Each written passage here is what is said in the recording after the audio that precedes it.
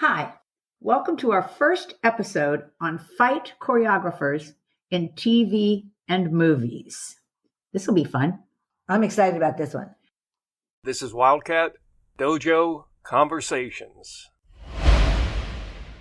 Let's say hi, guys. I'm going to start. Hi from Sensei Michelle. Hi from Sensei Jackie. And hi from Landon. We're all by ourselves today. But But these things happen. Should I blame COVID? Why not? why not? I like to blame everything on COVID. We wish that we could have somebody sitting here with us, but maybe COVID one said day. no. Miss Rona. That was funny. I didn't hear that before. Okay. The TV show we're starting with, and this is thanks strictly to how Google searches for me, is an old television series called Kung Fu, which starred David Carradine. Ooh. Yeah, this should be weird, right? I'm excited about it. Well, it was of the time of Sensei Jackie and I because it's from the 70s. I don't have those years in my line of sight, but we'll get to them in a minute, don't we, Sensei we Jackie? do. Yes, I think so. But I want to start by saying, since it is from the 70s, it does have some information that is dated and insensitive. It may make you not want to watch the whole series, which, by the way, I had trouble finding. Really? I found it on the IMDb app on my computer, but when I went to the app in other devices, it wouldn't show whole series, just fight clips, which is the best way to see it. The fight clips on YouTube are a lot of fun. Didn't you guys think? Us, they're fun. Definitely. Okay, we're round robining, our favorite way to go. Start me out, Sensei Jackie. What's a fact about the series? Fact number one, this series ran from 1972 to 1975. 3 seasons. And you know what else? Tell. The main character is named Kwai Chang Caine and is played by David Carradine. And I'm going to add that a lot of our listeners will know David Carradine from his leading role in Kill Bill, a movie that we just have to watch soon, don't we? I think we should watch it. And Seems like a good idea.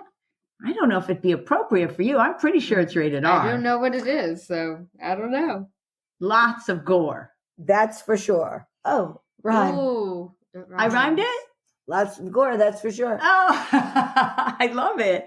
And I also want to say, I think you told me this, Sensei Jackie, that when it ended, it wasn't because it was unpopular. It was because David Carradine was just getting so injured. He felt it was unhealthy to keep going. That is what they said.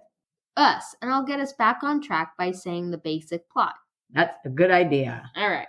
So Kwai is portrayed as a mixed-race man raised in the Shaolin Temple. And by the way, the scene where he tests and graduates in the temple matches the story in the book, The Karate Dojo, very closely. Anyway, back to the TV show. He kills the nephew of the emperor because the nephew killed his teacher, Master Po. Okay, you following? I am following. Okay. He escapes to America and found out that he has a half-brother to look for and is simultaneously chased by bounty hunters. So he wanders, searches, protects people being bullied, and shares the philosophy from the Shaolin Temple. Quite an interesting storyline. I agree. Us. So we have a TV series. What other show trivia do you guys want to add? Well, there's the controversy about who had the idea first, Bruce Lee or the trio of Ed Spielman, Jerry Thorpe, and Herman Miller. One of these things again. We love our controversies, Landon. You know we love it. But we're not opening that can of worms. We're here for fight choreography today. Not drama. Save the drama for your mama.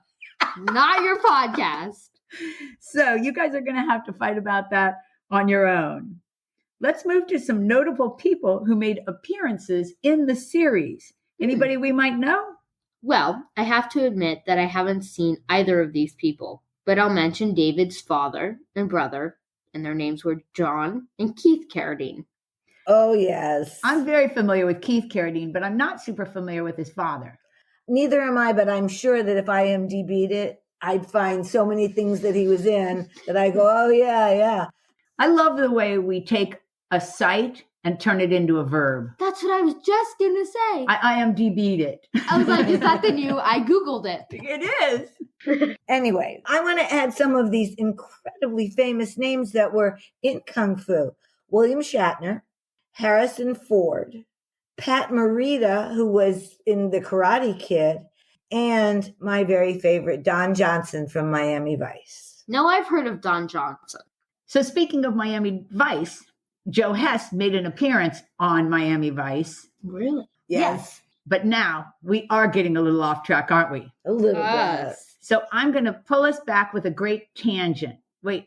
Did I just contradict myself? That was a paradox, Sensei. Okay, back on track, I swear. I did some research about the choreographer, and his name was David Chow. Boy, this guy was interesting. I say we start with our round robin, shall we? Good For idea, sure. Sensei. I'll start. He was born in 1929, and he came to the U.S. at age 14. Can I keep it going with this unique fact? Do it. He graduated from UCLA, which is the University of California, Los Angeles, at 17. How did he do it, you asked? I do ask. Well, at the time, you could take an entrance test, which he did, and was one of the 9 people that passed the test. Only 9. So he got into college at a very young age. How interesting. That's impressive. And although I read that he was a millionaire by age 27, I like the fact that he is credited with bringing beach sandals to the United States. I love Really? that fact. I couldn't leave that fact out That's funny. because it's so fun. And we're all sandal wearers. Oh, yes. Okay, let's get to his Kung Fu background. So I'm going to start us out, Sensei. He studied Kung Fu in Shanghai from Tang Sung Yi and Judo from a Japanese sensei. And he was also a bodybuilder, and he won a contest known as Mr. Hong Kong. I read that too, so I looked it up. What did you find? That's a good question. I couldn't find what year he might have won, but I did see that it is a legitimate contest, and I did see the winner from 2018. Oh, So it's a bodybuilding thing. I saw it too. It's very, very interesting to search. Didn't you think so? I thought it was cool. Anyway, back to Mr. Chow. Upon arriving in the U.S., he taught judo to support himself while attending UCLA, and he gave private lessons to police. Wow, that's really interesting, Sensei. I'll keep it going. Being in California in the late 50s, of course, he found his way to the movies because, that's what everybody California. wants to do. Or all the people we run into. He was in and helped with the technical parts of things, like Hawaiian Eye, I Spy, and even Bonanza.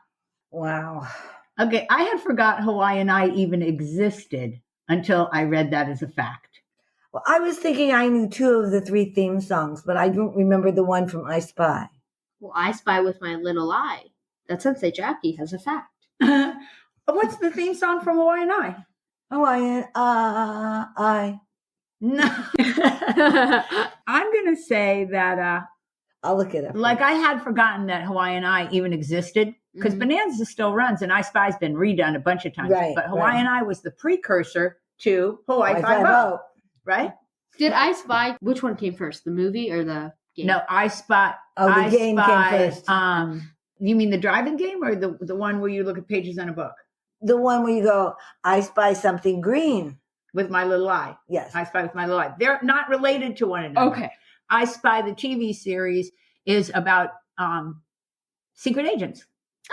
And so it was like in- Spy. Yeah, they're spies, I see. and it was remade pretty recently in this millennium, I believe.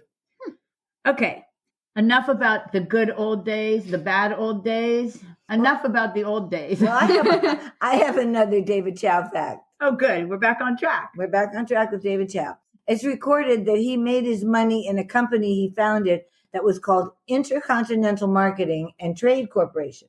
And he was a millionaire many times over by the time he worked on the Kung Fu series.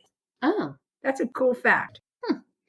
I read that he worked in tandem on the series with a man named Cam Yoon, a practitioner of Thai praying mantis Kung Fu. Wow, that's quite the name.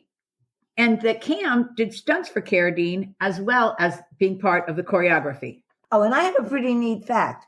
If you want to see David Chow do a fight, he plays the bad guy in the climactic fight scene at the end of the pilot episode. That's very cool, Sensei Jackie. And before we get back to Kung Fu, can I add one more thing about Mr. Chow? I hope. All right. So this is quite interesting. He was a philanthropist and even started his own humanitarian organization, which still runs today, even though he died in 2007. So I think that that's something that's very important for us to add. I love it. I do too. And a very admirable man in his own way. Yeah, these are some great facts. Okay, before we jump back to the Kung Fu series, we have to go there. Honor athletics, of course. I want to say hi, Cynthia, in case you're listening. Hey. And you can reach Honor Athletics at honorathletics.com or 770-945-5150. And do not forget to mention Wildcat Dojo as you're checking out for your 10% discount. Thanks, guys. And now back to the show. That just sounded like a TV ad. And now back to your regularly scheduled programming. I like that. I think we should do that more often, just like a regular old TV. We will return in 1 minute. That's it. Anyway, you know how I'm closing out today's show? Oh. When I mentioned to Sensei Jay that I was doing this show, he immediately started telling me memories of watching the show Kung Fu. So naturally, I said, let's record some stuff. And here it is. Thanks for taking a few minutes out to answer a few questions. My pleasure. So were you a big watcher of the show or just an occasional? I would say more than occasional. There wasn't that much on TV at the time, so... I would say about half our listeners are aware of the fact that back then it was get up to change the channel and 3 stations. Yes, and hope that a transistor didn't break in the TV and you didn't have to go to the store to get a new tube, they called them. Yes, they did. Okay, which part did you find more appealing, the Western or the Eastern philosophy? I think the Eastern philosophy, back then, there wasn't a lot known about Kung Fu or karate. At the time, I didn't know there was a difference, and I was just fascinated and curious about, the element of or what he was. And that was my interest in it. So, to be fair, when I mentioned to you that I wanted to do this interview, you and I sat down and watched a few clips on YouTube just recently, right? Yes. And did they bring back some fun memories? They brought back some memories and just those few clips of what I liked about the show and respected of the character. And one was his calmness and self-control. We're big fans of both calmness and self-control. Absolutely. His confidence and walking around and not carrying a weapon. But when things got serious, it seems like, I think I said this when we were watching the clips, he was a MacGyver of finding a weapon that he could use for the situation at hand. Yes, but like you, he liked to carry that joystick. Yes. He had that walking stick. He had the walking stick.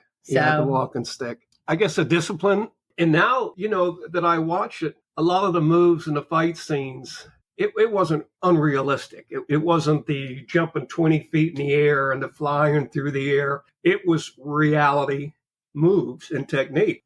One of the things that I think that we realize now watching the clips that we didn't realize at the time was that they showed a lot of different styles within the show. It showed the capoeira guy doing his moves, doing his type of moves, and a couple of others. I'm trying to think of what they were, but he mostly fought like gunslingers. Yes, and he mostly stood up for people being bullied.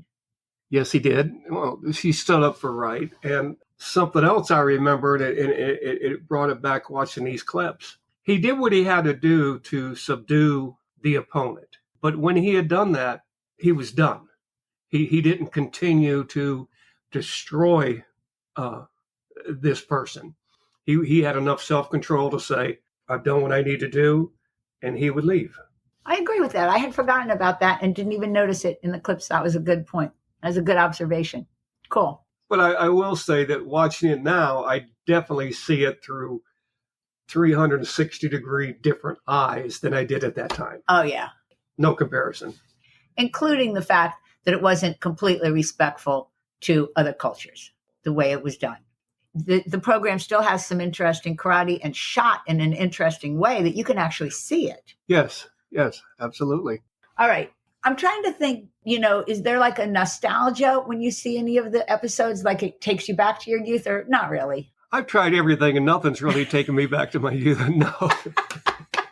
No, when I do see that, I'll say, well, that was a long time ago. Yeah. That's about it. See how easy that was? As usual. Thanks, Sensei. My pleasure. Okay, that was good, right? Oh, thanks, That was Sensei awesome. Jay. So good. It was so cool to hear his perspective. Right. I'm having him on again soon because he's a fun guest. Sure. Definitely. Okay. Now, on that note, I don't have any jokes on Kung Fu, and I don't have any serious sayings from the character, but we can finish by reminding our listeners that his karate name was the Grasshopper. Yes, it was. That's so interesting.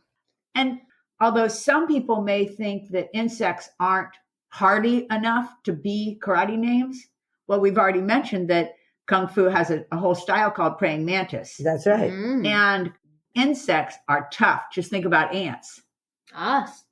They always say that when man leaves the earth, there will still be roaches. They always do. But I want to say, even though ants get on my nerve when they come in my house, they have such perseverance.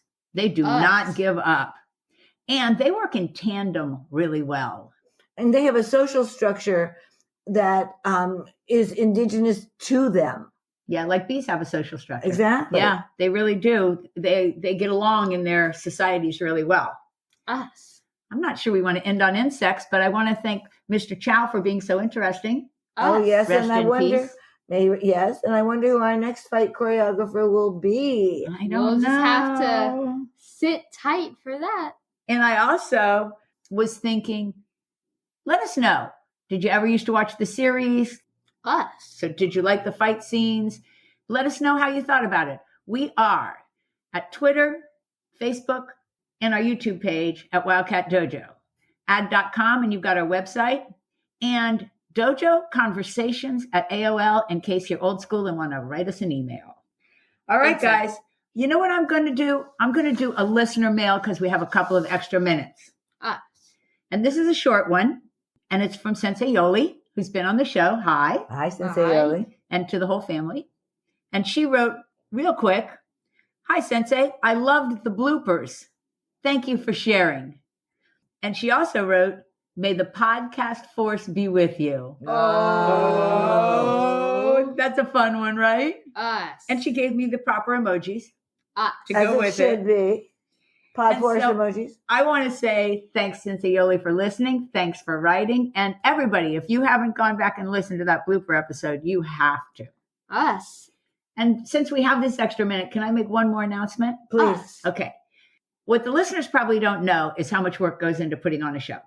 Us. And so last year we waited until we were actually at a year to do a rerun, an archived episode. But what I've decided to do this year is for every month that has 5 Mondays in it, our 5th Monday will be a repeat of an episode that we had recently talked about that you might have an interest in because we recently mentioned it. Us. So you can look forward to that. Us. Coming soon. I think March has 5 weeks. I think March does have 5 Mondays. Cool. And we don't have a 29 yet, so. Thanks, guys. And with that, let's say goodbye, guys. Bye, everyone. We'll see you next week. Bye. See you next podcast. And I'm signing off for now.